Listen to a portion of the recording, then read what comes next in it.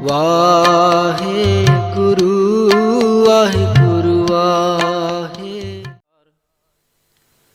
ਸਤਨਾਮ ਕਰਤਾ ਪੁਰਖ ਨਿਰਭਉ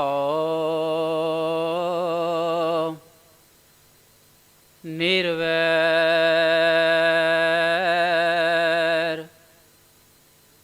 ਅਕਾਲ ਮੂਰਤ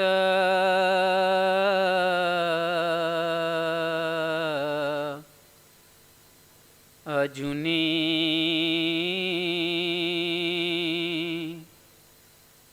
ਸੈਭੰ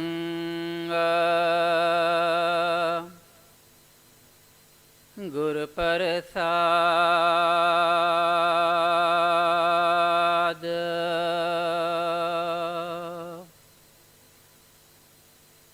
ਵਾਹਿਗੁਰੂ ਜੀ ਕਾ ਖਾਲਸਾ ਵਾਹਿਗੁਰੂ ਜੀ ਕੀ ਫਤਿਹ।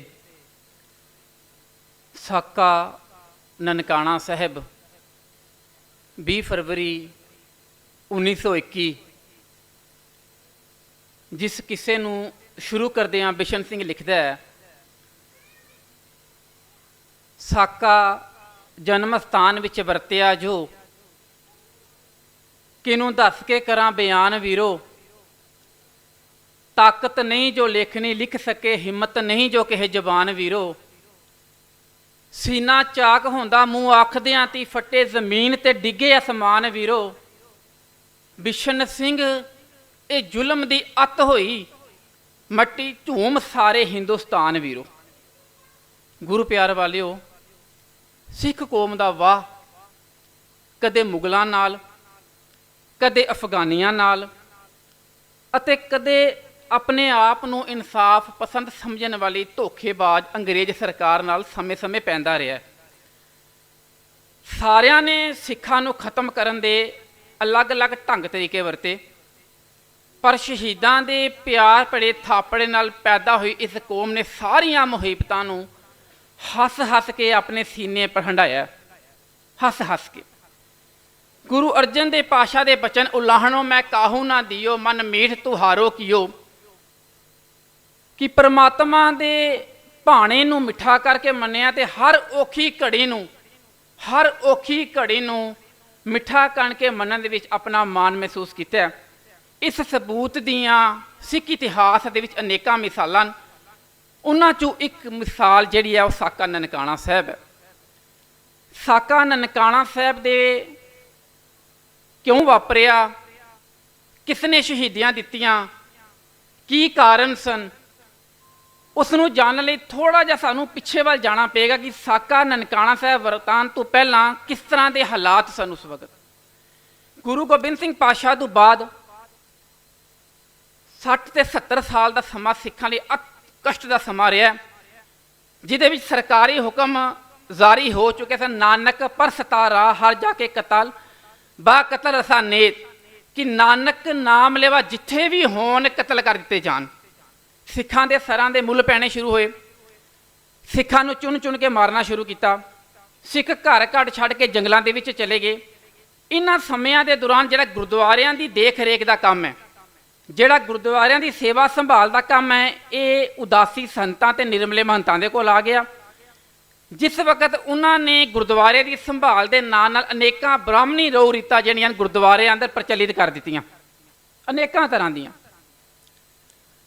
ਅਤੇ ਇਸ ਦੇ ਨਾਲ ਨਾਲ ਜੋ ਹੈ ਮਹਾਰਾਜਾ ਰਣਜੀਤ ਸਿੰਘ ਦਾ ਸਮਾਂ ਆਉਂਦਾ, ਅਤੇ ਮਹਾਰਾਜਾ ਰਣਜੀਤ ਸਿੰਘ ਦੇ ਸਮੇਂ ਵੀ ਨਾ ਸ਼ੇਰੇ ਪੰਜਾਬ ਨੇ ਅਤੇ ਨਾ ਹੀ ਕਿਸੇ ਹੋਰ ਸਰਦਾਰ ਨੇ ਗੁਰਦੁਆਰੇ ਦੀ ਅੰਦਰ ਵਾਲੀ ਜਿਹੜੀ ਮਰਿਆਦਾ ਹੈ ਉਹਦੇ ਵੱਲ ਧਿਆਨ ਦਿੱਤਾ। ਇਹ ਭਾਵੇਂ ਉਹਨਾਂ ਨੇ ਜਗੀਰਾਂ ਲਗਾਈਆਂ ਗੁਰਦੁਆਰਿਆਂ ਦੇ ਨਾਲ, ਉਹਨਾਂ ਜਗੀਰਾਂ ਕਰਕੇ ਜਿਹੜੇ ਉਦਾਸੀ ਸੰਤ ਸਨ, ਮਹੰਤ ਸਨ, ਹੋਰ ਅਯਾਸ਼ ਹੋ ਗਏ, ਇਹ ਦੁਰਾਚਾਰੀ ਹੋ ਗਏ, ਭ੍ਰਿਸ਼ਟਾਚਾਰ ਹੋ ਗਏ, ਬੜੇ ਜ਼ਿਆਦਾ ਅਯਾਸ਼ ਬਣ ਗਏ ਅਤੇ ਹਰ ਤਰ੍ਹਾਂ ਦਾ ਕੁਕਰਮ ਇਹਨਾਂ ਨੇ ਜਿਹੜਾ ਗੁਰਦੁਆਰਿਆਂ ਦੇ ਅੰਦਰ ਕਰਨਾ ਸ਼ੁਰੂ ਕਰ ਦਿੱਤਾ, ਹਰ ਤਰ੍ਹਾਂ ਦਾ ਕਰਮ। ਅਤੇ ਜਿਹੜੇ ਸਿੱਖ ਸਨ ਇਹ ਬੜੇ ਤੜਫ ਰਹੇ ਸਨ ਕਿ ਗੁਰਦੁਆਰੇ, ਕਿਉਂਕਿ ਜਦ ਵੀ ਸਿੱਖਾਂ ਨੂੰ ਵੱਧ ਤੋਂ ਵੱਧ ਦੁੱਖ ਦੇਣ ਦੀ ਜਾਂ ਕਸ਼ਟ ਦੇਣ ਦੀ ਗੱਲ ਕੀਤੀ ਹੈ ਸਰਕਾਰਾਂ ਨੇ ਸਮੇਂ-ਸਮੇਂ ਦੀਆਂ ਸਰਕਾਰਾਂ ਨੇ ਉਹਨਾਂ ਨੇ ਗੁਰਦੁਆਰਿਆਂ ਦੇ ਉੱਪਰ ਅਟੈਕ ਕੀਤਾ ਹੈ। ਜਦ ਵੀ ਗੱਲ ਹੋਈ ਹੈ ਤੇ ਗੁਰਦੁਆਰਿਆਂ ਦੇ ਉੱਪਰ ਗੱਲ ਹੋਈ ਹੈ ਤੇ ਸਿੱਖ ਚਾਹੁੰਦੇ ਸਨ ਸਾਡੇ ਗੁਰਦੁਆਰੇ ਅੰਦਰ ਸਾਡੀ ਮਰਜ਼ੀ ਦੇ ਨਾਲ, ਸਾਡੀ ਮਰਿਆਦਾ ਦੇ ਅਨੁਸਾਰ, ਸਿੱਖ ਮਰਿਆਦਾ ਦੇ ਅਨੁਸਾਰ ਗੁਰਦੁਆਰੇ ਦੀ ਰੋਹ ਰੀਤੀ ਦੇ ਅਨੁਸਾਰ ਜਿਹੜਾ ਕੰਮ ਕੀਤੇ ਜਾਣ। ਲੇਕਿਨ ਸਰਕਾਰਾਂ ਨਹੀਂ ਚਾਹੁੰਦੀਆਂ, ਪਹਿਲੇ ਵੀ ਨਹੀਂ ਸੀ ਚਾਹੁੰਦੀਆਂ, ਹੁਣ ਵੀ ਨਹੀਂ ਚਾਹੁੰਦੀਆਂ ਤੇ ਅੱਗੇ ਵੀ ਨਹੀਂ ਚਾਹਣਗੀਆਂ ਕਿ ਗੁਰਦੁਆਰਿਆਂ ਦੇ ਅੰਦਰ ਐਸੇ ਪ੍ਰਬੰਧ ਕੀਤੇ ਜਾਣ ਜਿਹਦੇ ਗੁਰਦੁਆਰਿਆਂ ਦੇ ਵਿੱਚ ਕੇਵਲ ਤੇ ਕੇਵਲ ਸਿੱਖ ਮਰਿਆਦਾ ਦੀ ਗੱਲ ਕੀਤੀ ਜਾਏ। ਕਦੇ ਵੀ ਨਹੀਂ ਸਰਕਾਰਾਂ ਚਾਹੁੰਦੀਆਂ। ਸਿੰਘ ਸਭਾ ਲਹਿਰ ਹੋਈ, ਸਿੰਘ ਸਭਾ ਲਹਿਰ ਤੋਂ ਗੁਰਦੁਆਰਾ ਸੁਧਾਰ ਲਹਿਰ ਜਿਹੜਾ ਜਨਮ ਹੋਇਆ। ਗੁਰਦੁਆਰਾ ਸੁਧਾਰ ਲਹਿਰ ਦਾ ਮੇਨ ਕਾਰਨ ਜਿਹੜਾ ਸੀ ਉਹ ਗੁਰਦੁਆਰਿਆਂ ਦੇ ਅੰਦਰ ਮਹੰਤਾਂ ਦੀ ਜਿਹੜੀ ਹੈ ਆਚਾਰਨ ਹੀਤਾ ਤੇ ਭ੍ਰਿਸ਼ਟਾਚਾਰ, ਗੁਰਦੁਆਰਿਆਂ ਦੀਆਂ ਜਾਇਦਾਦਾਂ ਨੂੰ ਵੇਚ ਵਟ ਕੇ ਖਾਣਾ ਅਤੇ ਗੁਰਦੁਆਰਿਆਂ ਦੇ ਅੰਦਰ ਬ੍ਰਾਹਮਣੀ ਰੋਹ ਰੀਤਾਂ ਦਾ ਪ੍ਰਵੇਸ਼ ਹੋਣਾ, ਇਹ ਕਾਰਨ ਸੀ ਸਿੱਖ ਗੁਰਦੁਆਰਾ ਸੁਧਾਰ ਲਹਿਰ ਦਾ। ਅਤੇ ਅੰਗਰੇਜ਼ ਸਰਕਾਰ ਕੋਲ ਜਿਸ ਵਕਤ ਸਾਕਾ ਵਾਪਰਿਆ ਹੈ, ਅੰਗਰੇਜ਼ ਸਰਕਾਰ ਵੀ ਨਹੀਂ ਸੀ ਚਾਹੁੰਦੀ ਕਿ ਗੁਰਦੁਆਰਿਆਂ ਦਾ ਪ੍ਰਬੰਧ ਕਿਸੇ ਐਸੀ ਕਮੇਟੀ ਕੋਲ ਚਲਾ ਜਾਏ ਜਿਹਦੇ ਪਰ ਸਰਕਾਰ ਦਾ ਕੰਟਰੋਲ ਨਾ ਹੋਵੇ। ਮੈਂ ਪਹਿਲੇ ਵੀ ਬੇਨਤੀ ਕੀਤੀ, ਅੱਜ ਵੀ ਸਰਕਾਰਾਂ ਨਹੀਂ ਚਾਹੁੰਦੀਆਂ ਕਿ ਕਮੇਟੀਆਂ ਉਹਨਾਂ ਦੇ ਹੱਥਾਂ ਦੇ ਵਿੱਚ ਚਲੀਆਂ ਜਾਣ ਜਿਹਦੇ ਕੋਲ ਸਰਕਾਰ ਦਾ ਕੰਟਰੋਲ ਨਾ ਹੋਵੇ। ਹਮੇਸ਼ਾ ਸਰਕਾਰਾਂ ਚਾਹੁੰਦੀਆਂ, ਕਿਉਂਕਿ ਉਹਨਾਂ ਨੂੰ ਪਤਾ ਹੈ। ਇੱਕ ਵਾਰ ਬ੍ਰਿਟਿਸ਼ ਅਸੈਂਬਲੀ ਦੇ ਵਿੱਚ ਇੱਕ ਕੁਐਸਚਨ ਪੁੱਛਿਆ ਗਿਆ ਤੇ ਉਸ ਕੁਐਸਚਨ ਦੇ ਜਵਾਬ ਦੇ ਵਿੱਚ ਜੋ ਜਵਾਬ ਦਿੱਤਾ ਗਿਆ ਉਹ ਕਹਿੰਦੇ ਨੇ ਕਿ ਸਾਨੂੰ ਅੰਗਰੇਜ਼ ਸਰਕਾਰ ਨੂੰ ਇਸ ਹਿੰਦੁਸਤਾਨ ਦੇ ਵਿੱਚ ਅਗਰ ਕਿਸੇ ਤਾਕਤ ਤੋਂ ਖਤਰਾ ਹੈ ਉਹ ਸਿੱਖਾਂ ਤੋਂ ਹੈ ਤੇ ਸਿੱਖਾਂ ਦੀ ਬਹਾਦਰੀ ਤੇ ਦਲੇਰੀ ਦਾ ਕਾਰਨ ਜਿਹੜਾ ਉਹ ਗੁਰਦੁਆਰਾ ਹੈ। ਤੇ ਇਸ ਕਰਕੇ ਜੇਕਰ ਸਿੱਖ ਗੁਰੂ ਗ੍ਰੰਥ ਸਾਹਿਬ ਦੀ ਮਹਾਨਤਾ ਨੂੰ ਭੁੱਲ ਜਾਣ, ਜੇਕਰ ਸਿੱਖਾਂ ਕੋਲੋਂ ਇਹਨਾਂ ਦੀਆਂ ਯਾਦਾਂ, ਇਹਨਾਂ ਦਾ ਇਤਿਹਾਸ ਖੋਲ੍ਹਿਆ ਜਾਵੇ ਤਾਂ ਸਿੱਖ ਜਿਹੜਾ ਸਹਿਜੇ ਹੀ ਕੰਟਰੋਲ ਦੇ ਵਿੱਚ ਆ ਸਕਦੇ, ਜਿਸ ਤਰ੍ਹਾਂ ਅੱਜ ਹੋਇਆ। ਨਾ ਸਰਹੰਦ ਦੀ ਦੀਵਾਰ ਰਹਿਣ ਦਿੱਤੀ, ਨਾ ਚਮਕੌਰ ਦੀ ਗੜੀ ਰਹਿਣ ਦਿੱਤੀ, ਕੋਈ ਚੀਜ਼ ਸਾਡੀ ਯਾਦਗਾਰ ਜਿਹੜੀਆਂ ਨਹੀਂ ਰਹਿਣ ਦਿੱਤੀ ਕਿ ਉਹਨਾਂ ਨੂੰ ਪਤਾ ਸੀ ਸਿੱਖਾਂ ਨੂੰ ਬਹਾਦਰੀ ਤੇ ਦਲੇਰੀ ਆਪਣੀਆਂ ਯਾਦਾਂ ਤੋਂ, ਆਪਣੇ ਸਿੱਖਾਂ ਦੇ ਇਤਿਹਾਸ ਤੋਂ ਮਿਲਣੀ ਹੈ। ਖੈਰ ਸਿੱਖਾਂ ਨੇ ਜਿਹੜਾ ਜਥੇਬੰਦ ਹੋਣਾ ਸ਼ੁਰੂ ਕੀਤਾ ਔਰ ਜਿਸ ਵਕਤ ਜਥੇਬੰਦ ਕਰਦੇ ਕਰਦੇ ਹੁੰਦੇ ਜਦ ਉਹਨਾਂ ਨੇ ਮੁਕੱਦਮੇ ਦਾਇਰ ਕੀਤੇ ਮਹੰਤਾਂ ਦੇ ਖਿਲਾਫ, ਲੇਕਿਨ ਕਿਉਂਕਿ ਸਰਕਾਰ ਹਮੇਸ਼ਾ ਮਹੰਤਾਂ ਦੇ ਨਾਲ ਸੀ, ਜਿਤਨੇ ਵੀ ਫੈਸਲੇ ਹੁੰਦੇ ਸਨ ਇਹ ਮਹੰਤਾਂ ਦੇ ਹੱਕ ਵਿੱਚ ਹੁੰਦੇ ਰਹੇ। ਆਖਿਰਕਾਰ ਜਾ ਕੇ ਸਿੱਖਾਂ ਨੇ ਕਬਜ਼ੇ ਲੈਣੇ ਸ਼ੁਰੂ ਕੀਤੇ। ਸਭ ਤੋਂ ਪਹਿਲਾ ਕਬਜ਼ਾ ਜਿਹੜਾ ਦਿੱਲੀ ਗੁਰਦੁਆਰਾ ਰਕਾਬਗੰਜ ਸਾਹਿਬ ਕੰਧ ਦੀ ਮੋਰਚਾ ਸਿੱਖਾਂ ਨੇ ਫਤਿਹ ਕੀਤਾ। ਉਸ ਤੋਂ ਬਾਅਦ ਗੁਰਦੁਆਰਾ ਬਾਬੇ ਕੀ ਬੇਰ ਸਿਆਲਕੋਟ ਦਾ ਮਸਲਾ, ਉਸ ਤੋਂ ਬਾਅਦ ਤੇਜਾ ਸਿੰਘ ਭੁੱਚਰ ਦੀ ਜਥੇਬੰਦੀ ਦੇ ਹੇਠ ਅਕਾਲ ਤਖਤ ਸਾਹਿਬ ਦੇ ਉੱਪਰ ਸਿੱਖਾਂ ਨੇ ਜੋ ਆਪਣਾ ਕਬਜ਼ਾ ਕਰ ਲਿਆ। ਅਤੇ ਨਵੰਬਰ 1920 ਦੇ ਵਿੱਚ 175 ਰਹਿਤਵਾਨ ਸਿੰਘਾਂ ਦੀ ਕਮੇਟੀ ਸ਼੍ਰੋਮਣੀ ਗੁਰਦੁਆਰਾ ਪ੍ਰਬੰਧਕ ਹੋਂਦ ਵਿੱਚ ਜਿਹੜੀ ਆ ਚੁੱਕੀ ਹੈ। ਉਸ ਤੋਂ ਬਾਅਦ ਗੁਰਦੁਆਰਾ ਤਰਨਤਾਰਨ ਸਾਹਿਬ, ਗੁਰਦੁਆਰਾ ਪੰਜਾ ਸਾਹਿਬ, ਇਹ ਸਾਰੇ ਹਾਲਾਤ ਸਨ। ਸ਼੍ਰੋਮਣੀ ਅਕਾਲੀ ਦਲ ਜਿਹੜੀ ਆ ਹੋਂਦ ਵਿੱਚ ਆ ਚੁੱਕੀ ਹੈ। ਨਨਕਾਣਾ ਸਾਹਿਬ ਦੇ ਸਾਕੇ ਤੋਂ ਪਹਿਲਾਂ ਇਹ ਸਾਰਾ ਇਤਿਹਾਸ ਸੀ। ਅਤੇ ਸਭ ਤੋਂ ਵੱਧ ਜਿਹੜੇ ਗੁੰਡਾਗਰਦੀ ਜਿਹੜੀ ਹੈ ਉਹ ਗੁਰਦੁਆਰਾ ਜਨਮ ਸਥਾਨ ਨਨਕਾਣਾ ਸਾਹਿਬ ਉੱਪਰ ਜਿਹਦਾ ਅਸੀਂ ਅੱਜ ਸਾਕਾ ਮਨਾ ਰਹੇ ਹਾਂ, ਉਹਦੇ ਵਿੱਚ ਜਿਹੜਾ ਮਹੰਤ ਨਾਰਾਇਣ ਦਾਸ ਸੀ, ਇਹ ਕੀ ਕਰਦਾ ਸੀ, ਜਿਹੜਾ ਵੀ ਕੋਈ ਗੁਰਦੁਆਰੇ ਕਿਰਪਾਨ ਧਾਰੀ ਆਉਂਦਾ ਸੀ ਉਹਦੀ ਕਿਰਪਾਨ ਉਤਾਰ ਲੈਂਦਾ ਸੀ। ਇੱਕ ਸਿੰਧੀ ਪਰਿਵਾਰ ਦੀ ਨਾਬਾਲਗ ਲੜਕੇ ਦੀ ਪੱਤ ਲੁੱਟੀ ਗਈ। 6 ਬੀਬੀਆਂ ਲਾਇਲਪੁਰ ਤੋਂ ਆਈਆਂ, ਉਹਨਾਂ ਦੀ ਜਿਹੜੀ ਹੈ ਪੱਤ ਲੁੱਟੀ ਗਈ। ਅਤੇ ਇਸ ਤਰ੍ਹਾਂ ਦੇ ਸੈਂਕੜੇ ਕੁਕਰਮ ਮਹੰਤ ਨਾਰਾਇਣ ਦਾਸ ਨੇ ਗੁਰਦੁਆਰਾ ਜਨਮ ਸਥਾਨ ਨਨਕਾਣਾ ਸਾਹਿਬ ਵਿਖੇ ਕੀਤੇ ਹੋਏ ਸਨ। ਅਤੇ ਨਵੰਬਰ 1920 ਦੇ ਵਿੱਚ ਜਿਸ ਵਕਤ ਗੁਰੂ ਨਾਨਕ ਦੇ ਪਾਤਸ਼ਾਹ ਦਾ ਪ੍ਰਕਾਸ਼ ਦਿਹਾੜਾ ਆਉਂਦਾ, ਇਸ ਮਹੰਤ ਨੇ ਜਿਹੜਾ 400 ਜਿਹੜੇ ਗੁੰਡੇ ਜਿਨ੍ਹਾਂ ਕੋਲ ਹਰ ਤਰ੍ਹਾਂ ਦਾ ਹਥਿਆਰ ਸੀ, ਉਹ ਉਹਨਾਂ ਨੂੰ ਹਿਦਾਇਤ ਕਰ ਦਿੱਤੀ ਕਿ ਕੋਈ ਵੀ ਸਿੱਖ ਕਿਰਪਾਨ ਵਾਲਾ ਇਸ ਗੁਰਦੁਆਰੇ ਦੇ ਅੰਦਰ ਨਹੀਂ ਆਉਣਾ ਚਾਹੀਦਾ। ਜਨਮ ਸਥਾਨ ਗੁਰੂ ਨਾਨਕ ਦੇ ਪਾਤਸ਼ਾਹ ਦਾ ਕਿਰਪਾਨ ਧਾਰੀ ਅੰਦਰ ਕੋਈ ਨਹੀਂ ਆਉਣਾ ਚਾਹੀਦਾ। ਅਤੇ ਮਹੰਤ ਦੇ ਨਾਲ ਗੱਲਬਾਤ ਨਾਲ ਦੀ ਨਾਲ ਚੱਲ ਰਹੀ ਸੀ, ਜਿਹਦੇ ਵਿੱਚ ਕਰਤਾਰ ਸਿੰਘ ਝੱਬਰ, ਬੂਟਾ ਸਿੰਘ ਸ਼ੇਖਪੁਰਾ, ਇਹਨਾਂ ਦਾ ਬੜਾ ਹੱਥ ਸੀ। ਲੇਕਿਨ ਅੰਦਰ ਖਾਤੇ ਗੱਲਬਾਤ ਕਰ ਰਿਹਾ ਸੀ, ਨਾਲ ਹੀ ਨਾਲ ਸਿੱਖਾਂ ਨੂੰ ਖਤਮ ਕਰਨ ਦੇ ਪ੍ਰੋਗਰਾਮ ਬਣਾ ਰਿਹਾ ਸੀ। ਇਸੇ ਗੱਲਬਾਤ ਨੂੰ ਤੋੜ ਚਾੜਨ ਦੇ ਲਈ ਸ਼੍ਰੋਮਣੀ ਗੁਰਦੁਆਰਾ ਪ੍ਰਬੰਧਕ ਕਮੇਟੀ ਨੇ 5 ਤੇ 6 ਮਾਰਚ 1921 ਦਾ ਦਿਨ ਨਿਯਤ ਕੀਤਾ ਕਿ ਇਸ ਦਿਨ ਜਿਹੜਾ ਅਸੀਂ ਨਨਕਾਣਾ ਸਾਹਿਬ ਜਾਵਾਂਗੇ ਅਤੇ ਮਹੰਤ ਦੇ ਨਾਲ ਗੱਲਬਾਤ ਕਰਾਂਗੇ। ਹੁਣ ਮਹੰਤ ਨੇ ਸੋਚਿਆ ਕਿ ਸਾਰੇ ਪੰਥਕ ਆਗੂ ਤੇ ਸਾਰੇ ਕੌਮੀ ਲੀਡਰ ਇੱਕ ਸਾਥ ਨਨਕਾਣਾ ਸਾਹਿਬ ਆਉਣਗੇ ਤੇ ਇਹਨਾਂ ਨੂੰ ਜਿਹੜਾ ਸਾਰਿਆਂ ਨੂੰ ਖਤਮ ਕਰਕੇ ਤੇ ਨਨਕਾਣਾ ਸਾਹਿਬ ਦੀ ਧਰਤੀ ਦੇ ਉੱਪਰ ਅਕਾਲੀਆਂ ਦਾ ਜਿਹੜਾ ਨਵਾਂ ਉੱਠ ਰਿਹਾ ਜਿਹੜਾ ਬੀਜ ਹੈ ਇਹਨੂੰ ਨਾਸ਼ ਕਰ ਦਿੱਤਾ ਜਾਏ। ਇਹ ਪ੍ਰੋਗਰਾਮ ਮਹੰਤ ਨੇ ਮਨਾਇਆ 14 ਤੇ 15 ਫਰਵਰੀ ਨੂੰ। ਅਤੇ ਇਸ ਪ੍ਰੋਗਰਾਮ ਦਾ ਪਤਾ ਕਰਤਾਰ ਸਿੰਘ ਝੱਬਰ, ਲਛਮਣ ਸਿੰਘ ਧਾਰੀਵਾਲ, ਇਹਨਾਂ ਨੂੰ ਇਸ ਪ੍ਰੋਗਰਾਮ ਦਾ ਪਤਾ ਚੱਲ ਜਾਂਦਾ। ਤੇ ਇਹਨਾਂ ਨੇ ਫਿਰ ਯੋਜਨਾ ਬਣਾਈ ਜਿੱਥੋਂ ਇਹ ਆਰੰਭਤਾ ਹੋਈ ਸਾਕੇ ਦੀ। ਇਹਨਾਂ ਨੇ ਕਿਹਾ ਕਿ 19 ਤੇ 20 ਫਰਵਰੀ ਨੂੰ ਲਾਹੌਰ ਵਿੱਚ ਸਨਾਤਨ ਸਿੱਖ ਕਾਨਫਰੰਸ ਹੋਣੀ ਹੈ ਅਤੇ ਉਸ ਕਾਨਫਰੰਸ ਦੇ ਵਿੱਚ ਜਿਹੜਾ ਮਹੰਤ ਨੇ ਜਾਣਾ ਹੈ। ਤੇ ਕਿਉਂ ਨਾ ਹੋਏ ਅਸੀਂ 20 ਫਰਵਰੀ ਨੂੰ 4-5 ਹਜ਼ਾਰ ਸਿੰਘਾਂ ਦਾ ਜੱਥਾ ਲੈ ਕੇ ਗੁਰਦੁਆਰਾ ਜਨਮ ਸਥਾਨ ਨਨਕਾਣਾ ਸਾਹਿਬ ਦੇ ਉੱਪਰ ਕਬਜ਼ਾ ਕਰ ਲਿਆ ਜਾਏ। ਔਰ ਇਹਨਾਂ ਨੇ ਪ੍ਰੋਗਰਾਮ ਉਲੀਕਿਆ। ਉਸ ਪ੍ਰੋਗਰਾਮ ਦੇ ਵਿੱਚ ਕੀ ਤੈਅ ਹੋਇਆ? ਕਰਤਾਰ ਸਿੰਘ ਝੱਬਰ ਨੇ ਕਿਹਾ ਕਿ ਅਸੀਂ ਤੁਹਾਨੂੰ ਤਾਰ ਪਾਵਾਂਗੇ।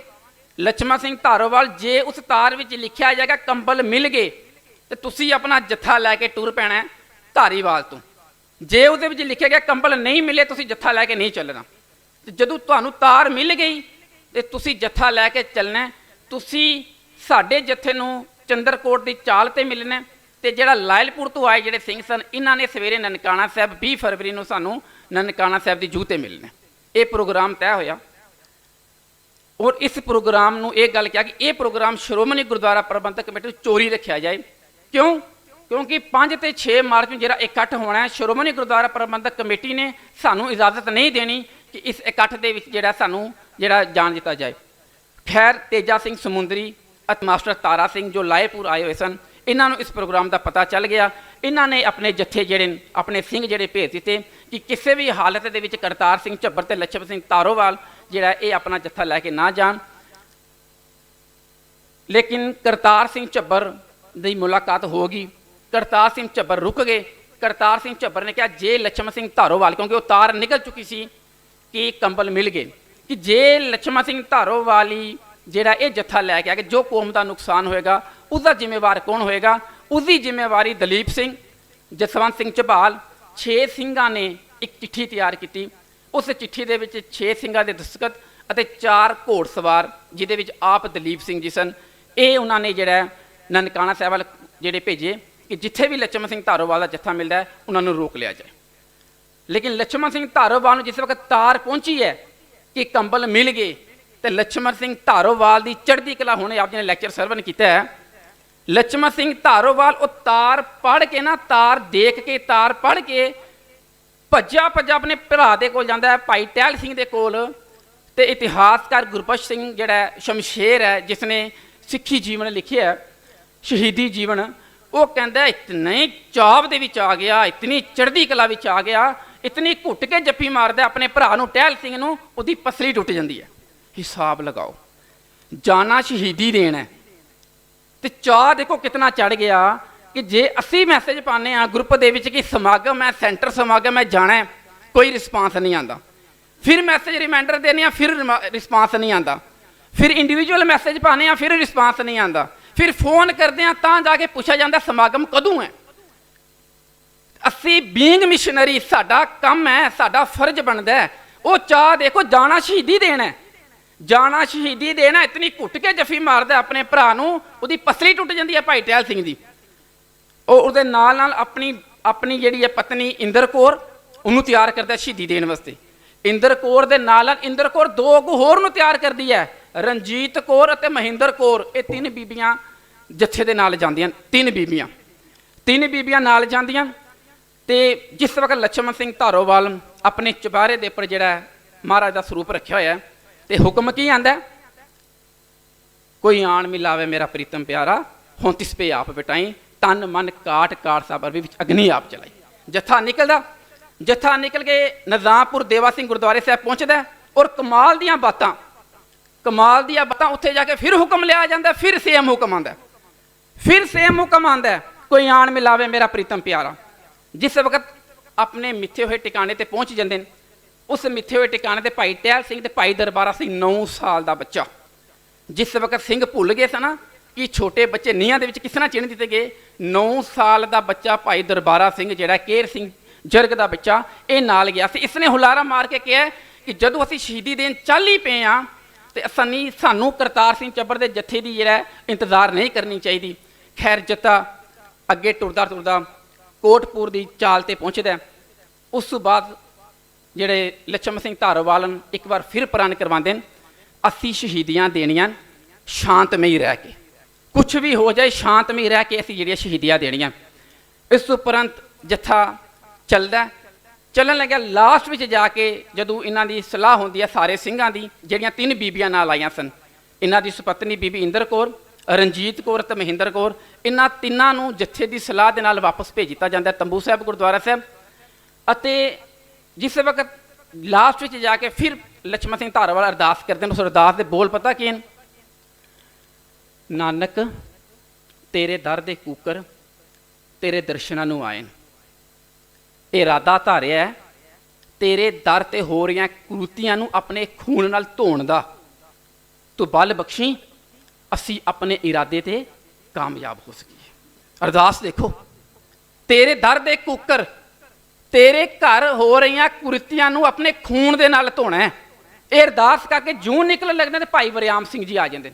ਵਰਿਆਮ ਸਿੰਘ ਕੌਣ? ਜਿਨ੍ਹਾਂ ਦੇ ਕੋਲ ਸ਼੍ਰੋਮਣੀ ਗੁਰਦੁਆਰਾ ਪ੍ਰਬੰਧਕ ਕਮੇਟੀ ਦੇ 6 ਸਿੰਘਾਂ ਦੀ ਚਿੱਠੀ ਹੈ ਕਿ ਸਾਰੇ ਜਥੇ ਰੁਕ ਚੁੱਕੇ ਨੇ, ਤੁਸੀਂ ਜਥਾ ਲੈ ਕੇ ਨਹੀਂ ਜਾਣਾ। ਲਛਮਣ ਸਿੰਘ ਧਾਰੀਵਾਲ ਕਹਿੰਦਾ ਹੁਣ ਅਸੀਂ ਅਰਦਾਸ ਕਰ ਚੁੱਕੇ ਹਾਂ, ਹੁਣ ਸਾਨੂੰ ਕੋਈ ਨਹੀਂ ਰੋਕ ਸਕਦਾ। ਪੌਣੇ 6 ਵਜੇ ਦੇ ਕਰੀਬ 20 ਫਰਵਰੀ 1921 ਜਥਾ ਜਨਮ ਸਥਾਨ ਨਨਕਾਣਾ ਸਾਹਿਬ ਪਹੁੰਚਦਾ ਤੇ ਅੰਦਰ ਚੱਲ ਕੇ ਜਿਹੜਾ ਉਹਦਾ ਦਰਸ਼ਨੀ ਰੋਡ ਦਾ ਦਰਵਾਜ਼ਾ ਬੰਦ ਕਰ ਦਿੱਤਾ ਜਾਂਦਾ ਤੇ ਲਛਮਣ ਸਿੰਘ ਧਾਰੀਵਾਲ ਮਹਾਰਾਜ ਦੀ ਤਾਬਿਆ ਬੈਠ ਜਾਂਦੇ ਨੇ। ਕੀਰਤਨ ਆਸਾ ਦੀ ਵਾਰ ਦਾ ਸ਼ੁਰੂ ਹੋ ਜਾਂਦਾ ਤੇ ਮਹੰਤ ਜਿਹੜਾ ਜਿਸ ਨੇ ਸਾਰੀ ਤਿਆਰੀ ਕੀਤੀ ਹੋਈ ਸੀ, ਲਾਹੌਰ ਸਿੱਖ ਕਾਨਫਰੰਸ ਵਿੱਚ ਨਹੀਂ ਸੀ ਗਿਆ, ਉਸ ਨੂੰ ਪਤਾ ਚੱਲ ਗਿਆ ਸੀ ਕਿ ਅਕਾਲੀ ਜਿਹੜੇ ਕਬਜ਼ਾ ਲੈਣ ਵਾਸਤੇ ਆ ਗਏ ਨੇ, ਉਸਨੇ ਗੋਲੀਆਂ ਦੀ ਬਛਾਰ ਸ਼ੁਰੂ ਕਰ ਦਿੱਤੀ। ਗੋਲੀਆਂ ਚਲਦੀਆਂ ਗਈਆਂ, ਜਿਹੜੇ ਬਾਹਰ ਸਿੰਘ ਸਨ ਸਾਰੇ ਜਿਹੜੇ ਨੇ ਉਹ ਸਾਰੇ ਦੇ ਸਾਰੇ ਸ਼ਹੀਦ ਹੋ ਗਏ। ਅਤੇ ਉਸ ਉਪਰੰਤ ਜਿਸ ਵਕਤ ਗੋਲੀਆਂ ਜਨਮ ਸਥਾਨ ਅੰਦਰ ਆਉਣ ਲੱਗੀਆਂ, ਚੌਖੰਡੀ ਦੇ ਅੰਦਰ ਜਿਨ੍ਹਾਂ ਨੇ ਦਰਸ਼ਨ ਕੀਤੇ ਹੋਣਗੇ ਨਨਕਾਣਾ ਸਾਹਿਬ ਜਾ ਕੇ, ਉਹ ਛੋਟਾ ਜਿਹਾ ਜਿਹੜਾ ਦੀਵਾਨ ਹਾਲ ਹੈ, ਜਿਸ ਵਕਤ ਗੋਲੀਆਂ ਉੱਥੇ ਜਾਣ ਲੱਗੀਆਂ ਨਾ ਤੇ ਲਛਮਣ ਸਿੰਘ ਧਾਰੀਵਾਲ ਨੇ ਕਿਹਾ ਕਿ ਦਰਵਾਜ਼ੇ ਬੰਦ ਕਰ ਦਿਓ, ਕਿ ਮਹਾਰਾਜ ਦੀ ਬੇਦਬੀ ਨਹੀਂ ਹੋਣੀ ਚਾਹੀਦੀ। ਜਿਸ ਵਕਤ ਸਾਰੇ ਦਰਵਾਜ਼ੇ ਬੰਦ ਕਰਦੇ 20-25 ਸਿੰਘ ਅੰਦਰ ਹੋਣਗੇ। ਫਿਰ ਉਹਨਾਂ ਨੇ ਇੱਕ ਦੱਖਣ ਵਾਲਾ ਪਾਸਾ, ਜਿਹੜੀ ਬੈਕ ਸਾਈਡ ਹੁੰਦੀ ਆ ਮਹਾਰਾਜ ਦੀ, ਬੈਕ ਸਾਈਡ ਵਾਲਾ ਦਰਵਾਜ਼ਾ, ਇੱਥੇ ਤਕਰੀਬਨ 8 ਇੰਚ ਦਾ ਹੋਲ ਕਰਕੇ ਗੋਲੀਆਂ ਚਲਾਉਣੇ ਸ਼ੁਰੂ ਕੀਤੀਆਂ। ਤੇ ਜਿਸ ਵਕਤ ਇੱਕ ਨਕਸ਼ਾ ਜਿਹੜਾ ਅਦਾਲਤ ਵਿੱਚ ਪੇਸ਼ ਕੀਤਾ ਗਿਆ, ਇੱਕ ਦੀਵਾਰ ਦੇ ਪਰ 150 ਗੋਲੀਆਂ, ਇੱਕ ਦੀਵਾਰ ਦੇ ਪਰ 454 ਗੋਲੀਆਂ ਦੇ ਨਿਸ਼ਾਨ ਸਨ। ਤੇ ਜਿਸ ਵਕਤ ਗੋਲੀਆਂ ਚੱਲ ਰਹੀਆਂ ਸਨ, ਉਸ ਹੋਲ ਦੇ ਵਿੱਚੋਂ ਜਿਹੜਾ ਖੂਨ ਬਾਹਰ ਆ ਰਿਹਾ ਸੀ, ਉਹਨਾਂ ਦਾ ਚੋ ਕੇ ਬਾਹਰ ਚੌਬੱਚਾ ਸੀ ਜਿਹਦੇ ਪੈਰ ਧੋ ਕੇ ਜਾਂਦਾ ਸੀ, 16 ਬਾਏ 16 ਬਾਏ 15 ਦਾ, 16 ਇੰਚ ਲੰਬਾ, 16 ਇੰਚ ਗਹਿਰਾ ਤੇ 15 ਇੰਚ ਚੌੜਾ ਚੌਬੱਚਾ ਸੀ, ਜਿਹਦਾ ਖੂਨ ਨਾਲ ਭਰ ਚੁੱਕਾ ਸੀ। ਖੂਨ ਨਾਲ ਭਰ ਕੇ ਜਿਹੜੀ ਜਿੱਥੋਂ ਖੂਨ ਆ ਰਿਹਾ ਸੀ ਉਹ ਮੋਰੀ ਬੰਦ ਹੋ ਗਈ, ਖੂਨ ਜੰਮ ਗਿਆ, ਚੱਪਾ ਖੂਨ ਜਿਹੜਾ ਉਸ ਚੌਖੰਡੀ ਦੇ ਅੰਦਰ ਸੀ। ਤੇ ਜਿਸ ਵਕਤ ਗੋਲੀਆਂ ਚੱਲ ਰਹੀਆਂ ਸਨ, ਲਛਮਣ ਸਿੰਘ ਧਾਰੀਵਾਲ 6-7 ਗੋਲੀਆਂ ਲੱਗ ਚੁੱਕੀਆਂ ਨੇ, ਪਸਲੀਆਂ ਇਸ ਮੋਢੇ ਤੋਂ ਥੱਲੇ ਗੋਲੀਆਂ ਲੱਗ ਚੁੱਕੀਆਂ 6-7, ਲੇਕਿਨ ਅੰਦਰੋਂ ਕਹਿ ਰਿਹਾ ਕਿ ਮੈਂ ਤੁਹਾਡੀਆਂ ਗੋਲੀਆਂ ਨਾਲ ਮਰਨ ਵਾਲਾ ਨਹੀਂ ਹਾਂ। उसके बाद जिस वक्त नार्थ वाले पासे का फ्रंट वाला पासे का दरवाजा खोलिया गया, सीधा गोलियां महाराज के स्वरूप में लगनियां शुरू हुई। जिस किसी ने वो शहीदी जीवन किताब देखी होएगी, उहदे विच जिन्हां ने लिखी है गुरबख्श सिंह शमशेर ने, उन्होंने उस शहीदी भीड़ की दर्शन भी किए 1938 के कोल तकरीबन, जिस वक्त उन्होंने किताब लिखी है। तो 1319 अंक तो लैके 1430 अंक तक एक गोली गई है, तो 462 अंक तो लैके 640 अंक तक जेडे गंडासियां के निशान सन महाराज के स्वरूप के उपर, क्योंकि उस वक्त आसा दी वार का कीर्तन चल रहा सी, ये पन्ने खुले सन। तो जिथे जिथे गोली लगती सी ना, जिथे जिथे गोली लगती सी, लछमण सिंह धारीवाल इस तरह बांह करता सी, इस तरह बांह करता सी अपनी, तो सारिया बांह छली गोली के नाल।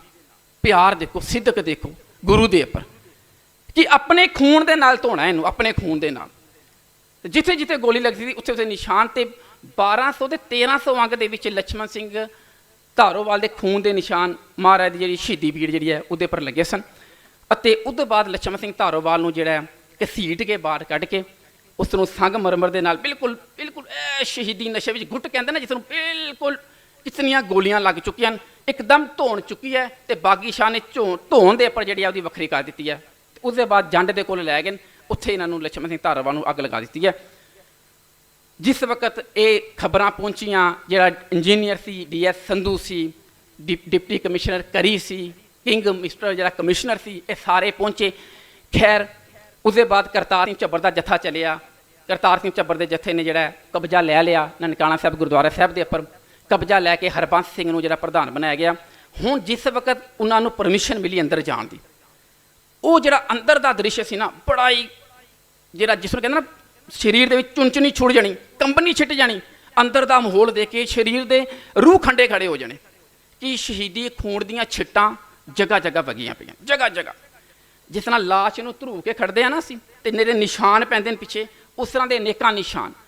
5 ढेर सन अलग अलग ਜਿੱਥੇ ਲਾਸ਼ਾਂ ਜਿਹੜੇ ਝੁਲਸੀਆਂ ਹੋਈਆਂ ਪਈਆਂ ਸਨ, ਤੇ ਇੱਕ ਢੇਰ ਸੀ 5 ਫੁੱਟ ਦਾ, ਜਿਸ ਦੇ ਪਰ ਕੋਈ ਵੀ ਸਰੀਰ ਐਸਾ ਨਹੀਂ ਸੀ ਜਿਹੜਾ ਪੂਰਾ ਹੋਏ। ਕਿਸੇ ਦੀ ਹੱਥ, ਕਿਸੇ ਦੀ ਬਾਂਹ, ਕਿਸੇ ਦੀ ਗਰਦਨ, ਉਹ ਤਕਰੀਬਨ ਸਾਰਿਆਂ ਦੀਆਂ ਗਰਦਨਾਂ ਉਹਨਾਂ ਨੇ ਵੱਢੀ ਦੀਆਂ ਸਨ, ਸਾਰਿਆਂ ਦੀਆਂ। ਤੇ ਜਿਸ ਵਕਤ ਪੁਲਿਸ ਨੇ ਪੜਤਾਲ ਕੀਤੀ ਹੈ, 5 ਕੰਗੇ, ਇੱਕ ਚਾਟੀ ਵਿੱਚੋਂ ਕੰਗੇ, ਕੜੇ ਤੇ ਚੱਲੇ ਹੋਏ ਕਾਰਤੂਸ, 26 ਤੇਲ ਦੇ ਪੀਪੇ, 26 ਪੀਪੇ ਤੇਲ ਦੇ ਜਿਹੜੇ ਯੂਜ਼ ਕਰਕੇ ਉਹਨਾਂ ਨੂੰ ਜਿਹੜਾ ਸ਼ਹੀਦਾਂ ਨੂੰ ਜਿਹੜਾ ਸਾੜਿਆ ਗਿਆ ਸੀ, ਤੇ 16 ਪੀਪੇ ਜਿਹੜੇ ਨੇ ਉਹ ਭਰੇ ਹੋਏ ਮਿਲੇ। ਉਹਦੇ ਬਾਅਦ 16 ਢੇਰ ਪੱਥਰ ਦੇ, ਤੇ ਇਹਦੇ ਨਾਲ ਜਿਹੜਾ ਉਹ ਤੰਬਾਕੂ, ਸ਼ਰਾਬ ਦੀਆਂ ਬੋਤਲਾਂ, ਸਿਗਰਟ, ਇਹ ਸਾਰਾ ਕੁਝ ਅੰਦਰੋਂ ਮਿਲ ਰਿਹਾ। ਪੜਤਾਲ ਚੱਲ ਰਹੀ ਹੈ ਜੀ। ਤੇ ਜਿਹੜੀ ਚੁਖੰਡੀ ਸੀ ਅੰਦਰ, ਉਸ ਚੁਖੰਡੀ ਦੇ ਉੱਪਰ ਨਾ ਇੱਕ ਦਰਵਾਜ਼ੇ ਦੇ ਉੱਪਰ ਇੱਕ ਸੀਲ ਪਈ ਸੀ ਪੱਥਰ ਦੀ, ਜਿਸ ਤਰ੍ਹਾਂ ਕਿਸੇ ਨੇ ਕਸਾਈ ਨੂੰ ਦੇਖਿਆ ਹੋਏਗਾ ਨਾ, ਜਿੱਥੇ ਕਸਾਈ ਦੇ ਟੋਕੇ ਦੇ ਨਿਸ਼ਾਨ ਲੱਕੜ ਵਿੱਚ ਪਏ ਹੁੰਦੇ ਨੇ, ਉਸ ਤਰ੍ਹਾਂ ਉਸ ਪੱਥਰ ਦੀ ਸਿਲ ਦੇ ਉੱਪਰ ਨਿਸ਼ਾਨ ਪਏ ਸਨ, ਸਿੱਖਾਂ ਨੂੰ ਕੱਟਣ ਤੇ ਵੱਢਣ ਦੇ। ਤੇ ਇਸ ਦੇ ਬਾਅਦ ਚੌਖੰਡੀ ਦੇ ਅੰਦਰ 3 ਲਾਸ਼ਾਂ, ਟੋਟਲ 86 ਦੀ ਗਿਣਤੀ ਕੀਤੀ ਹੈ, 86 ਦਾ ਜੀਵਨ ਲਿਖਿਆ ਉਹਨਾਂ ਨੇ ਆਪਣੀ ਕਿਤਾਬ ਦੇ ਵਿੱਚ, ਤੇ ਉਹਦੇ ਵਿੱਚੋਂ 3 ਜਿਹੜੀਆਂ ਸਬੂਤੀਆਂ ਮਿਲੀਆਂ ਬਸ। ਤੇ ਜਿਸ ਵਕਤ ਇਹ ਸਾਰਾ ਦ੍ਰਿਸ਼ ਦੇਖਿਆ ਗਿਆ, ਤੇ 23 ਫਰਵਰੀ ਨੂੰ ਇਹਨਾਂ ਦਾ ਅੰਗੀਠਾ ਤਿਆਰ ਕੀਤਾ ਗਿਆ। ਗੁਰੂ ਪਿਆਰੇ ਵਾਲਿਓ, ਦੁਨੀਆ ਦੇ ਕਿਸੇ ਇਤਿਹਾਸ ਦੇ ਵਿੱਚ ਅੱਜ ਤੱਕ ਇਸ ਤਰ੍ਹਾਂ ਦਾ ਅੰਗੀਠਾ ਨਹੀਂ ਤਿਆਰ ਹੋਇਆ ਹੋਣਾ ਜਿਸ ਤਰ੍ਹਾਂ ਇਹਨਾਂ ਦਾ ਅੰਗੀਠਾ ਤਿਆਰ ਕੀਤਾ ਗਿਆ ਸੀ। 20 ਫੁੱਟ ਲੰਬਾ ਤੇ 8 ਫੁੱਟ ਉੱਚਾ ਇਹ ਅੰਗੀਠਾ ਤਿਆਰ ਕੀਤਾ ਗਿਆ। ਅੰਗੀਠਾ ਤਿਆਰ ਕਰਨ ਦੀ ਜ਼ਿੰਮੇਵਾਰੀ ਕਿਹਦੀ ਲਗਾਈ ਹੈ? ਭਾਈ ਤਖਤ ਸਿੰਘ, ਫਿਰੋਜ਼ਪੁਰ ਸਾਹਿਬ ਕੰਨਿਆ ਮਹਾਵਿਦਿਆਲੇ ਦੇ ਜਿਹੜੇ ਮੈਨੇਜਰ ਸਨ, ਉਹਨਾਂ ਦੀ ਡਿਊਟੀ ਲਗਾਈ ਅੰਗੀਠਾ ਤਿਆਰ ਕਰਨ ਦੀ। ਤੇ ਰਾਗੀ ਸਾਹਿਬ ਦੀ ਡਿਊਟੀ ਲਗਾਈ ਗਈ, ਜਿਨ੍ਹਾਂ ਨੇ ਲਾਸ਼ਾਂ ਇਕੱਠੀਆਂ ਕਰਨੀਆਂ ਸਨ। ਉਹਨਾਂ ਨੇ ਪਤਾ ਕੀ ਕੀਤਾ? ਇੱਕ ਪਾਲਕੀ ਤਿਆਰ ਕੀਤੀ। ਇੱਕ ਪਾਲਕੀ ਤਿਆਰ ਕਰਕੇ ਜਿੱਥੋਂ ਮਾਸ ਦਾ ਟੁਕੜਾ ਮਿਲਦਾ ਸੀ ਨਾ, ਮਾਸ ਦਾ ਟੁਕੜਾ, ਉਹ ਮਾਸ ਦਾ ਟੁਕੜਾ ਉਸ ਪਾਲਕੀ ਵਿੱਚ ਪਾ ਕੇ ਹੀਰਾ ਸਿੰਘ ਇਹ ਸਾਰੇ ਅੰਦਰ ਲੈ ਕੇ ਆਏ। ਤੇ ਜਿਸ ਵਕਤ ਅੰਗੀਠਾ ਤਿਆਰ ਕੀਤਾ ਗਿਆ 20 ਫੁੱਟ ਲੰਬਾ, 8 ਫੁੱਟ ਉੱਚਾ, ਸਭ ਤੋਂ ਪਹਿਲੇ 3 ਪਵਿੱਤਰ ਦਹੀਆਂ ਜਿਹੜੀਆਂ ਸਬੂਤੀਆਂ ਮਿਲੀਆਂ, ਸਾਬਤੀਆਂ ਚੌਖੰਡੀ ਦੇ ਅੰਦਰ। ਉਸ ਤੋਂ ਬਾਅਦ ਕਿਸੇ ਦੀ ਲੱਤ, ਕਿਸੇ ਦੀ ਬਾਂਹ, ਕਿਸੇ ਦੀ ਗਰਦਨ। ਉਸ ਤੋਂ ਬਾਅਦ 3 ਟੋਕਰੇ ਮਾਸ ਦੇ ਜਿਹੜੇ ਇਕੱਠੇ ਕੀਤੇ ਸਨ, 3 ਟੋਕਰੇ ਮਾਸ ਦੇ।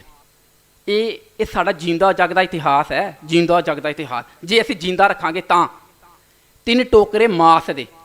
ਉਸ ਤੋਂ ਬਾਅਦ 10 ਟੋਕਰੇ ਜਿਹੜੀ ਖਾਕ ਜਿਹੜੀ ਉਹਨਾਂ ਨੇ ਇਕੱਠੀ ਕੀਤੀ ਸੀ, ਉਹ ਖਾਕ 10 ਟੋਕਰੇ ਪਾ ਕੇ ਲੰਬੂ ਲਗਾਇਆ ਗਿਆ। ਤੇ ਜਿਸ ਵਕਤ ਉਹਦੀਆਂ ਲੱਠਾਂ ਦੂਰ ਤੱਕ, ਇਹ ਅਸਮਾਨ ਤੱਕ ਜਿਹੜੀਆਂ ਕਾਫੀ ਦੂਰ ਉੱਚੀਆਂ ਜਿਸ ਵਕਤ ਅਗਨੀ ਚੱਲੀ, ਤੇ ਉਸ ਰੋਸ਼ਨੀ ਦੇ ਵਿੱਚ ਕੁਝ ਮੱਤੇ ਪਾਸ ਕੀਤੇ ਗਏ। ਪਹਿਲਾ ਮੱਤਾ ਕਿ ਜਿਨ੍ਹਾਂ ਨੇ ਵੀ ਇਸ ਨੂੰ ਜਿਹੜਾ ਇਲਜ਼ਾਮ ਦਿੱਤਾ ਹੈ, ਉਹਨਾਂ ਨੂੰ ਸਖਤ ਸਜ਼ਾਵਾਂ ਦਿੱਤੀਆਂ ਜਾਣ, ਉਹਨਾਂ ਦੀ ਪੜਤਾਲ ਕਰਕੇ। ਦੂਸਰਾ ਮਤਾ, ਜਿੱਥੇ ਇਹਨਾਂ ਦਾ ਸੰਸਕਾਰ ਹੋਇਆ, ਇੱਥੇ ਸ਼ਹੀਦ ਗੰਜ ਬਣਾਇਆ ਜਾਵੇ। ਤੀਸਰਾ ਮਤਾ, 5 ਅਪ੍ਰੈਲ 1921 ਨੂੰ ਜਿੱਥੇ ਵੀ ਸਿੱਖ ਨਾਮਲੇਵਾ ਸੰਗਤ ਹੈ, ਉੱਥੇ ਜਿਹੜਾ ਅਖੰਡ ਪਾਠ ਦੇ ਭੋਗ ਪਾਏ ਜਾਣ। ਚੌਥਾ ਮਤਾ, ਕਰਤਾਰ ਸਿੰਘ ਬੇਦੀ ਜਿਹੜਾ ਨਾ ਮਿਲਵਰਤਨ, ਪੰਜ ਤੂੰ ਛੇਕਣਾ, ਅਤੇ ਜੋ ਹੈ ਇਸ ਨੂੰ ਇਹਦੇ ਨਾਲ ਤਖਤ ਤੋਂ ਅਰਦਾਸਾਂ ਜਿਹੜੀਆਂ ਬੰਦ ਕਰ ਦਿੱਤੀਆਂ ਜਾਣ। ਉਸਦੇ ਨਾਲ ਜਿਹੜਾ ਇਹ ਮਤੇ ਪਾਸ ਕਰਕੇ ਇਹ ਚਿੱਠੀ ਜਿਹੜੀ ਹੈ ਹਿੰਦ ਦੇ ਵਾਇਸਰਾਏ ਨੂੰ ਦਿੱਤੀ ਹੈ। ਉਸ ਤੋਂ ਬਾਅਦ ਜਿਹੜਾ ਨਨਕਾਣਾ ਸਾਹਿਬ ਦਾ ਕਬਜ਼ਾ ਜਿਹੜਾ ਉਹ ਕਮੇਟੀ ਦੇ ਕੋਲ ਆ ਗਿਆ। ਹਰਬੰਸ ਸਿੰਘ ਜਿਹੜੇ ਉਹਦੇ ਪ੍ਰਧਾਨ ਹੋਏ। ਸਮਾਂ ਮੇਰਾ ਸਮਾਪਤ ਹੈ। ਸਿਰਫ ਮੈਂ ਇਹ ਬੇਨਤੀ ਕਰਨਾ ਚਾਹੁੰਦਾ ਕਿ ਇਸ ਸਾਕੇ ਦੇ ਵਿੱਚ ਕੇਵਲ ਗੁਰੂ ਦੀ ਮਰਿਆਦਾ ਨੂੰ ਕਾਇਮ ਰੱਖਣ ਦੇ ਉਹਨਾਂ ਸ਼ਹੀਦਾਂ ਨੇ ਆਪਣਾ ਖੂਨ ਡੋਲਿਆ। ਉਹਨਾਂ ਸ਼ਹੀਦਾਂ ਨੇ, ਅਸੀਂ ਉਹਨਾਂ ਸ਼ਹੀਦਾਂ ਦੇ ਵਾਰਸ ਹਾਂ ਜਿਨ੍ਹਾਂ ਨੇ ਅੰਦਰ ਦੀ ਮਰਿਆਦਾ ਕਾਇਮ ਕਰਨ ਨੂੰ ਆਪਣਾ ਖੂਨ ਡੋਲਿਆ।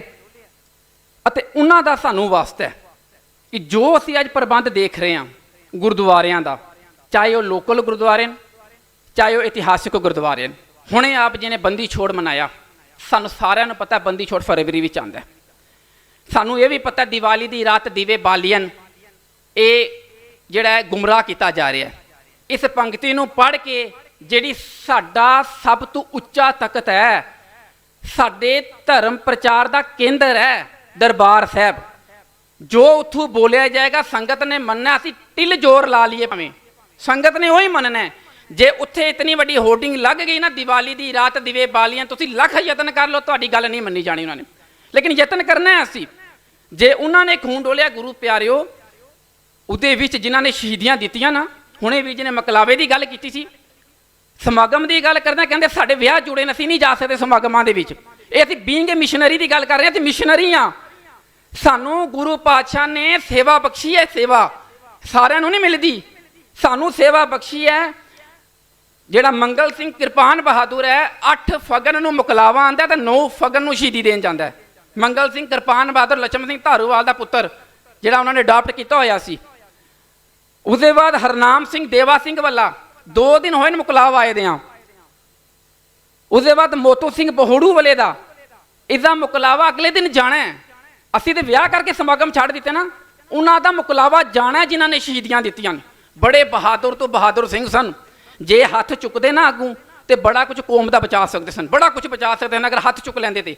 ਲੇਕਿਨ ਪ੍ਰਣ ਕੀਤਾ ਸੀ ਕਿ ਗੁਰਦੁਆਰੇ ਦੀ ਪਵਿੱਤਰਤਾ ਨੂੰ ਕਾਇਮ ਰੱਖਣਾ, ਗੁਰਦੁਆਰੇ ਦੀ ਮਰਿਆਦਾ ਨੂੰ ਕਾਇਮ ਰੱਖਣਾ, ਅੱਗੋਂ ਹੱਥ ਨਹੀਂ ਚੁੱਕਣਾ।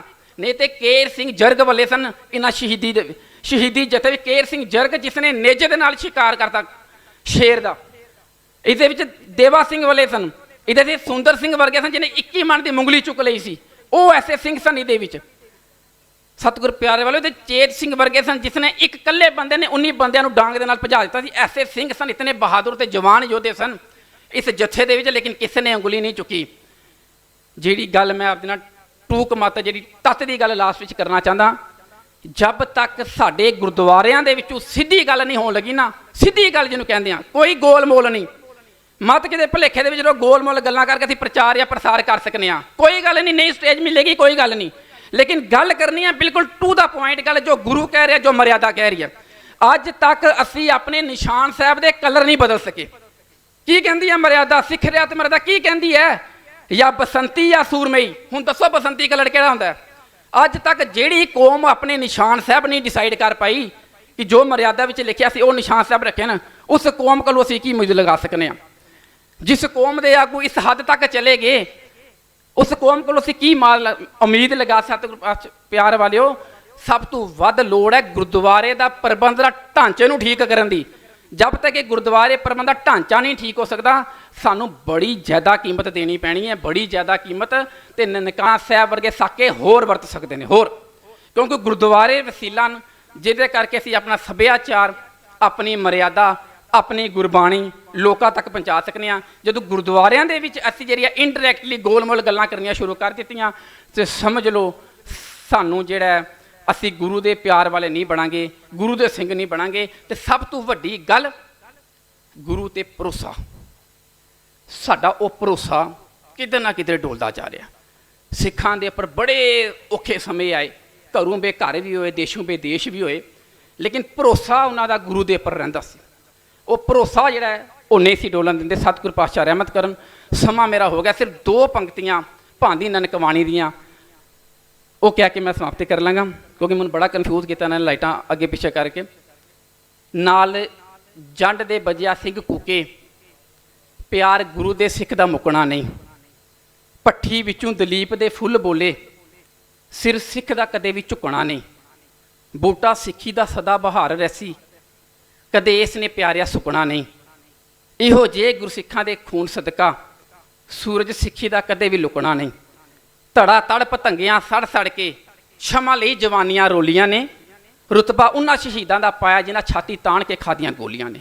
ਆਖਿਰ ਕੀ ਕਹਿੰਦਾ? ਲਾਸਟ ਵਿੱਚ ਕਹਿੰਦਾ ਨਨਕਵਾਣੀ, ਕਹਿੰਦੇ ਓਲੇ ਅੱਖਾਂ 'ਚ ਹੋਏ ਅਸਥਾਨ ਤੇਰੇ, ਕਦੇ ਕੀਤਾ ਹੀ ਸਿੰਘਾ ਖਿਆਲ ਕੇ ਨਹੀਂ। ਬਿਨਾਂ ਜਿੰਦ ਦੇ ਜਿੰਦੜੀ ਕਿਵੇਂ ਜਿਸੀ, ਕਦੇ ਸੋਚਿਆ ਹੀ ਇਹ ਸਵਾਲ ਕੇ ਨਹੀਂ। ਦੇਸ਼ ਦੀ ਆਜ਼ਾਦੀ ਵਿੱਚ ਝੰਡੇ ਲੈ ਕੇ ਫਿਰਦਾ ਹੈ ਤੂੰ, ਤੇਰੇ ਦੇਸ਼ ਦੀ ਆਜ਼ਾਦੀ ਵਿੱਚ ਕਿਤਨੇ ਗੁਰਦੁਆਰੇ ਬਾਹਰ ਚਲੇ ਗਏ। ਬਿਨਾਂ ਜਿੰਦ ਦੇ ਜਿੰਦੜੀ ਕਿਵੇਂ ਜੀ ਸੀ, ਕਦੇ ਸੋਚੇ ਹੀ ਇਹ ਸਵਾਲ ਕੇ ਨਹੀਂ। ਮਹਿਕਾ ਉੱਡੀਆਂ ਪੰਥ ਦੀ ਏਕਤਾ ਚੋਂ, ਕਰਕੇ ਅਣਖ ਦੀਆਂ ਖਾਲੀ ਝੋਲੀਆਂ ਨੇ। ਭਾਂਦੀ ਮਣਕਦਾ ਉਹਨਾਂ ਤੋਂ ਅਣਖ, ਜਿਨ੍ਹਾਂ ਛਾਤੀ ਤਾਣ ਕੇ ਖਾਦੀਆਂ ਗੋਲੀਆਂ ਨੇ। ਸਤਿਗੁਰ ਪਾਤਸ਼ਾਹ ਰਹਿਮਤ ਕਰਨ। ਅਣਖ ਸਾਡੀ ਜਾਗ ਜਾਵੇ, ਇਹਨਾਂ ਸੂਰਬੀਰਾਂ ਨੂੰ ਦੇਖ ਕੇ ਚਾਹ ਚੜ੍ਹ ਜਾਵੇ ਸਾਨੂੰ। ਕਦੇ ਮਿਸ਼ਨਰੀ ਕਾਲੇ ਦਾ ਪ੍ਰੋਗਰਾਮ ਹੋਏ, ਸਾਨੂੰ ਚਾਹ ਚੜ੍ਹ ਜਾਵੇ। ਇੱਕ ਸਾਨੂੰ ਰਿਮਾਈਂਡਰ ਨਾ ਦੇਣਾ ਪਏ, ਸਾਨੂੰ ਫੋਨ ਨਾ ਕਰਨੇ ਪੈਣ, ਸਾਨੂੰ ਚਾਹ ਚੜ੍ਹ ਜਾਏ। ਜਿਸ ਤਰ੍ਹਾਂ ਉਹਨਾਂ ਨੂੰ ਸ਼ਹੀਦੀਆਂ ਦਾ ਚਾਹ ਚੜ੍ਹਿਆ ਸੀ ਨਾ, ਉਸ ਤਰ੍ਹਾਂ ਸਾਨੂੰ ਜ਼ਿੰਦਗੀ ਦੇ ਵਿੱਚ ਕੁਛ ਕਰਨ ਦਾ ਚਾਅ ਚੜ੍ਹ ਜਾਵੇ। ਸਾਡੇ ਸਿਰਾਂ ਦੇ ਉੱਪਰ ਬੜਾ ਜ਼ਿਆਦਾ ਕਰਜ਼ਾ ਹੈ। ਸਤਿਗੁਰ ਪਾਤਸ਼ਾਹ ਰਹਿਮਤ ਕਰਨ। ਆਪਣੇ ਜਿਉਂਦਿਆਂ ਜਿੰਦਿਆਂ ਅਸੀਂ ਕੁਛ ਟੂਕ ਮਦਰ ਕਰਦਾ ਉਤਾਰ ਸਕੇ। ਇਤਨੀਆਂ ਕਿ ਬੇਨਤੀਆਂ ਪ੍ਰਵਾਨ ਕਰੋ, ਫਤਿਹ ਪ੍ਰਵਾਨ ਕਰੋ। ਵਾਹਿਗੁਰੂ ਜੀ ਕਾ ਖਾਲਸਾ, ਵਾਹਿਗੁਰੂ ਜੀ ਕੀ ਫਤਿਹ।